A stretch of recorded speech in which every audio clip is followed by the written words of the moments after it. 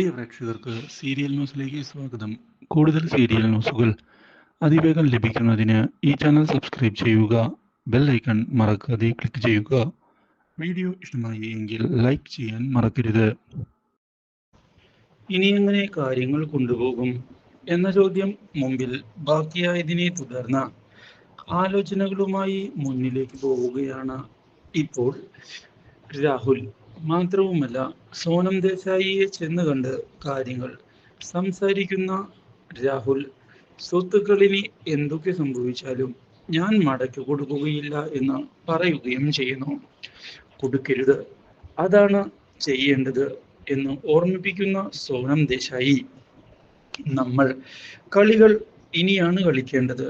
അവർ ഒരിക്കൽ പോലും ഇങ്ങനെയൊരു ചതി നടന്നുവെന്ന് മനസ്സിലാക്കരുത്. തിരിച്ചടികൾ കൊടുത്തേ മതിയാകൂ. നമ്മൾ ജയിക്കണം, അത് ഉറപ്പ് തന്നെയാണ്.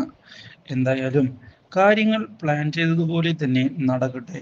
ഇത് കേട്ടതിനെ തുടർന്ന് വളരെയധികം സന്തോഷം ഉണ്ടായിരിക്കുകയാണ് ഇപ്പോൾ രാഹുലിന്. മാത്രവുമല്ല, ഇനിയാണ് പുതിയ നീക്കങ്ങൾ വേണ്ടത് എന്ന് ഉറപ്പിക്കുകയും ചെയ്തുകൊണ്ടാണ് ഇപ്പോൾ മുന്നിലേക്ക് രാഹുൽ പോകുന്നത്. ഇതിന്റെ ഭാഗമായി ഇതേ തുടർന്ന് രാഹുൽ പുതിയ നീക്കങ്ങൾ പ്ലാൻ ചെയ്യുകയും ചെയ്യുന്നു. സ്വത്തുക്കൾ കൈവിട്ടു പോകരുത്, അതിനുവേണ്ടി എന്തും ചെയ്യണം എന്ന് ഉറപ്പിച്ചുകൊണ്ടാണ് രാഹുൽ മുന്നിലേക്ക് പോകുന്നത്. ഇതേ സമയം രാഹുലിന്റെ ചതിയെ പറ്റി അറിയാനിടയായതിനെ തുടർന്ന് ആകെ പകച്ചു പോവുകയാണ് റാംമോഹൻ. കാര്യങ്ങൾ കൈവിട്ടു പോയിരിക്കുന്നു, അത് സത്യം തന്നെയാണ്.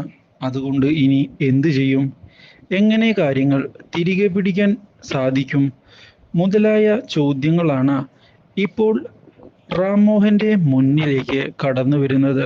പക്ഷേ ഇതേ സമയം രാഹുലിനെ ഞെട്ടിച്ചുകൊണ്ടുള്ള പുതിയൊരു കാര്യം വ്യക്തമാക്കുകയാണ് ഇപ്പോൾ സോനം.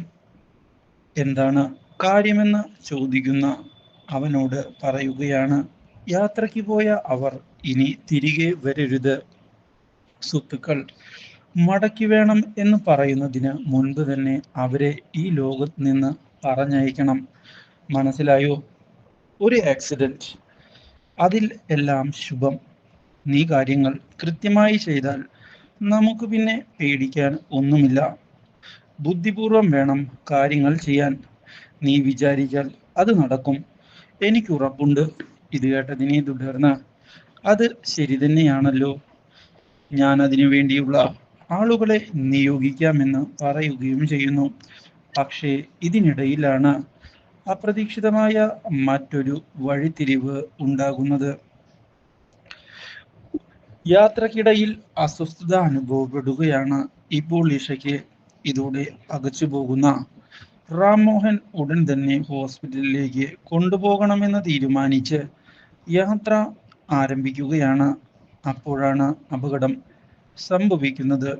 ഇത് പുതിയൊരു വഴിത്തിരിവ് ഉണ്ടാക്കുകയാണ് റാംമോഹന്റെ ജീവിതത്തിൽ. ഇതിനിടയിൽ അഭിഷേക് ആകട്ടെ തന്റെ സഹോദരിയെ വിട്ടുകൊടുക്കുകയില്ല എന്നുള്ള നിലപാടിൽ ഉറച്ചു നിന്നതിനെ തുടർന്ന് കൃഷ്ണേട്ടനാകെ പകച്ചുപോയിരിക്കുകയാണ്.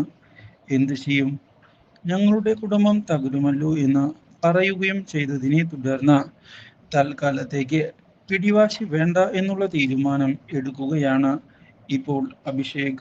Do like, share and subscribe.